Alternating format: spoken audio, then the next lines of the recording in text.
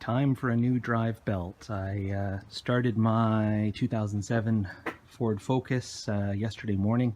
It's starting to get cold here. It's mid-December and it was a little squealy. I know that the serpentine belt is probably 4 or 5 years old, so it's due. I checked some YouTube videos, didn't really find one that was super clear, concise, and short. So I'm gonna make one. Here we go. First off, you're going to need access to underneath your car. So if you have jacks, great. Ideally, you're going to want to use ramps or jack stands. Get it off the ground safely, as you will need to go underneath. You don't want the car falling on you. Next, up top, open up your hood. Remove your coolant reservoir. You can keep the hoses attached. All you need to do is remove one screw that's kind of hidden down there. And then this whole reservoir just pops off. Like so. There's little, so there's a little clip in the back you can see right there, and it just pops off, and that will allow you to just grab the whole thing, move it over to the side. That's going to give you a lot more room to reach everything in here. Your drive belt goes over a whole bunch of pulleys in there. There's a whole bunch of them, and now there's easier access. Most cars have a small variety of different serpentine or drive belts, slightly different lengths depending on emissions laws in your country or state, and also whether or not you have air conditioning. So my car, for example, is a Canadian Focus with air conditioning, and that's a special size. The belt would be a different size if it were a California Focus or didn't have air conditioning. The best thing to do, just to be absolutely sure you get the right one, is pull it off. This is my old belt right here. Take it off, and then you can actually just take it to the store and they'll measure it wherever you go. Napa, Lordco, Automax, whatever. This is a very common piece. They'll have it in stock. So take it into the store with you, and then you'll be sure to get the right one. So here's what I just bought at my local Lordco. It's and they measured it. That model number tells you that it's 87.4 inches. Better to be sure. I've bought belts online before for myself and friends, and I think once or twice I got the wrong size by mistake. So it happens. If you're really careful, maybe you'll have better luck. But you'll spend a little more. You could buy it from a local store and just be damn sure you get the right one. Okay, next we need to talk about where this belt goes, the path. Before you take it out of your car, you're going to want to go online and find a photograph. What I did, I just sketched it out on an old shoebox here.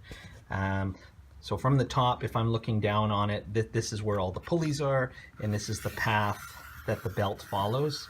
It's very important that you sketch that out or just have a good mental idea so that when you put the new one back on, you put it on correctly. All right, let's get the old one off. I actually already took it off, but I'll show you how to do it. So you need to take this off, as I already mentioned. You need to get the car off the ground. Do be safe. Use jack stands or ramps. And underneath, right around here, there's a plastic shield. This thing here, that's just there to keep rain and dirt out from underneath the car. So you're going to want to remove that. There's 2 screws that hold that in. You can see one there, one there.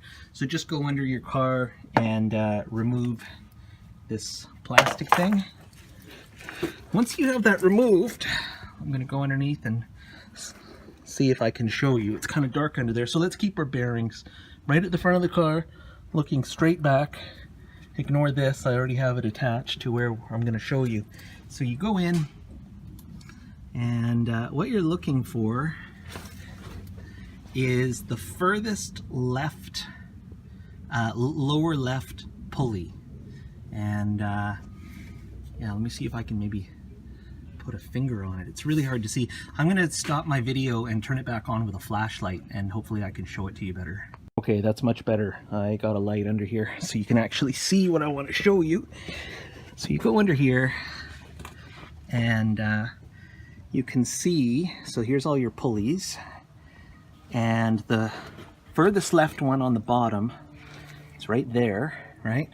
Look just underneath. See this piece of metal that sticks out here?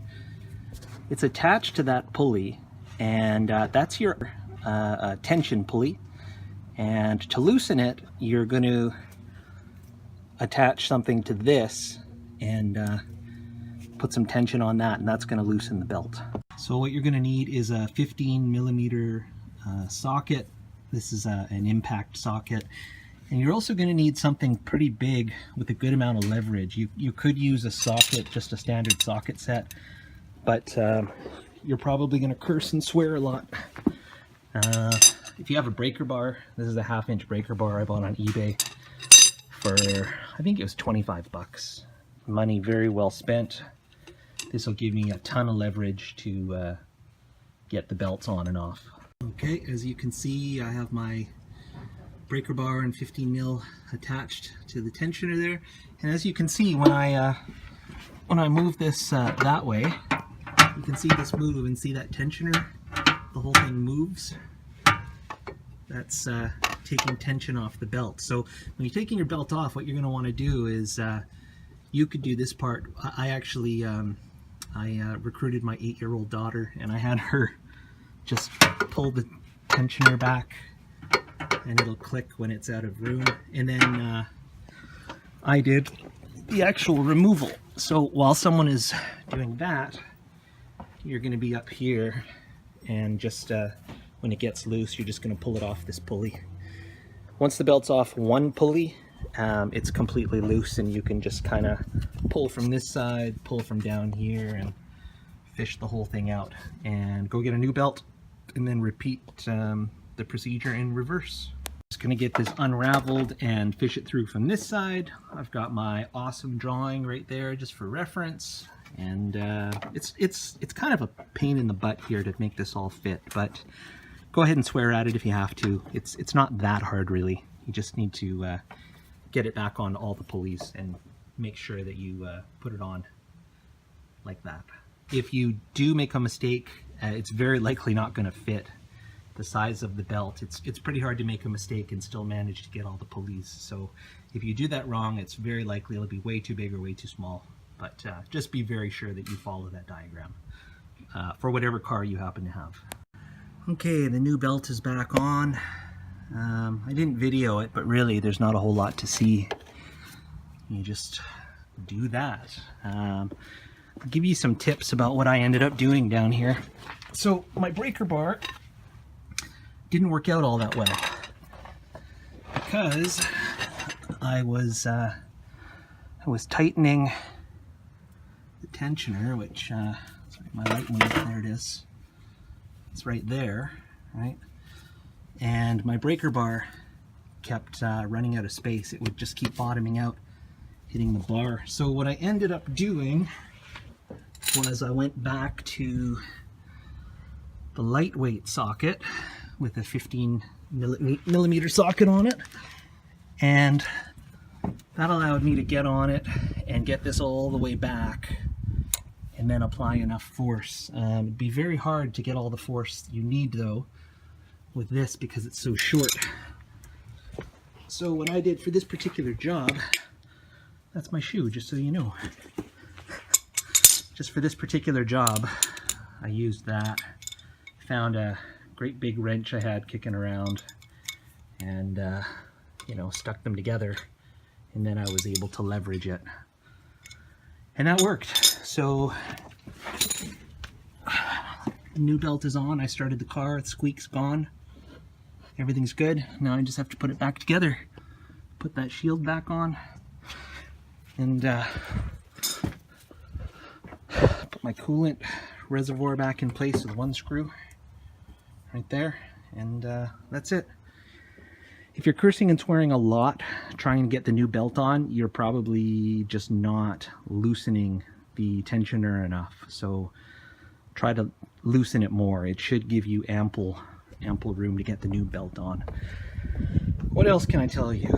I had more luck. Rather than getting the last pulley on here, the last you know, section where the belt goes on, I decided to do it down here on the one under it, because this one does not have a lip around the edge, so there's a little more space to fit the belt on. So you might want to try that too. Put this one on last.